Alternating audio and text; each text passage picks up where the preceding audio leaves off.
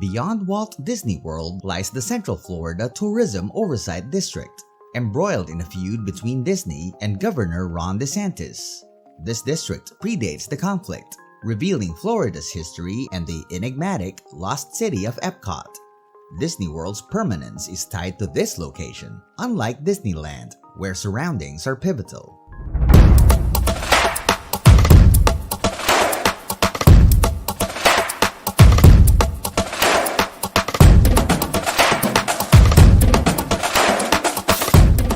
Welcome to the Luxury Lifestyle Show, where we bring you the latest and greatest in all things luxurious.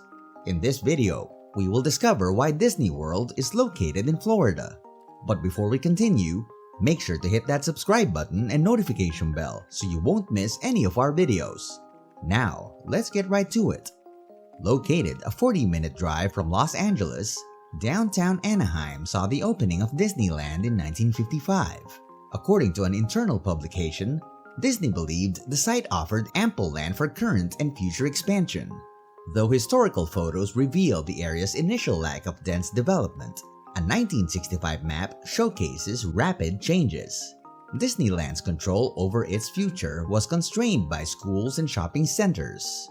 Walt Disney desired more and set his sights on an East Coast park.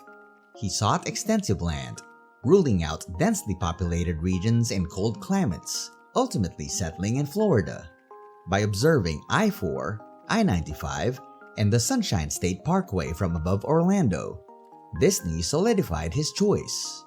As mystery companies made significant land acquisitions, local residents grew suspicious, suspecting Disney's involvement due to the immense scale of the purchases.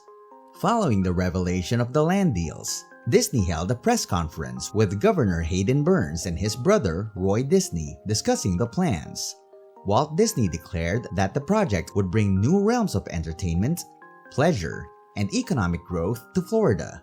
Eager to rectify what he felt was lacking in Anaheim, Disney aimed to start afresh on the new land, acknowledging the need for extensive work, including drainage and development. Disney, however, harbored even grander visions for the land, which he only unveiled later. He emphasized the uniqueness of Florida, stating that the vast expanse could accommodate all the ideas and plans imaginable, offering something unprecedented in Disney's history. Disney sought to garner support from Florida's government by showcasing concept art that depicted more than just a theme park. It revealed plans for a massive industrial complex and a constantly evolving city known as Epcot, an experimental prototype community of tomorrow. The vision included a high-speed transit system connecting various activities across Disney World, ensuring a living footprint of the future, unparalleled anywhere else. However, Disney didn't want to face delays in obtaining permits for every detail of his envisioned city. He realized that to have full control over the purchased land, he needed more than just ownership. He required political influence and power. A kingdom.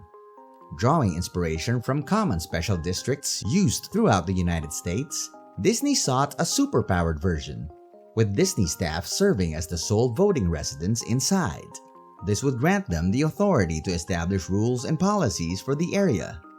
The Disney World land encompassed parts of Orange and Osceola counties, as well as the jurisdictions of the city of Bay Lake, unincorporated areas, and the city of Lake Buena Vista, all primarily under Disney's control.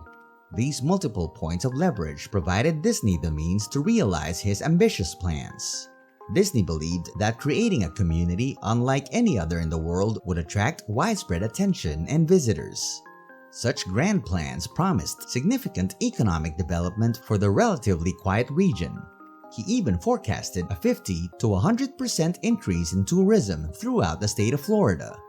In addition to persuading Florida with the potential economic benefits, Disney could use the option of exploring alternate locations, like Northern California's Mineral King, as a bargaining chip to solidify support for his grand vision of Florida. Disney considered an alternative plan to construct a ski complex closer to Anaheim and away from the swampy Florida terrain, unintentionally taunting the latter. Florida's VIPs promptly flew out to address project issues when Disney's internal magazine announced the surprise of the decade. Unlike other places, Florida granted significant powers, setting the stage for Disney World's establishment. In May 1967, the Reedy Creek Improvement District was formed as a regulatory entity spanning counties, akin to its own government. It gained control over sewage, nuclear fission-powered generation, airport facilities, railroads, and construction. Leveraging its authority, Disney built an underground tunnel network named Utilidors, featuring ventilation, water, and transportation spots. The monorail and Seven Seas Lagoon were also added to ensure adequate distance between the castle and the parking lot. Tragically, Walt Disney's death in Los Angeles in 1966 curtailed the city aspect of his Disney World vision. While Epcot became part of the theme park in 1982, it deviated from becoming an actual city. The district's 10-year plan indicated a significant departure from Disney's original Epcot concept. Underdeveloped land was reserved for conservation rather than serving as a foundation for a future city. Mass transportation, once envisioned as an intricate network, now primarily relied on buses and monorail line. Though Disney World accommodated vast populations in its hotels, a map of permanent residential addresses in the district reveals a modest count of only 8 or 9 residents. Projections for 2027 estimate approximately 43 residents, highlighting the deviation from the grand city envisioned by Walt Disney. Disney ensured that subsequent residential developments had little impact on the district. In the 1990s, Disney began creating the Imagineered small town of Celebration, Florida, but it was later de-annexed from Reedy Creek. The same occurred with the Disney-owned Plantation Park condos in Little Lake Bryan, resulting in no voting rights for the board. All of this was mere background until the feud surfaced.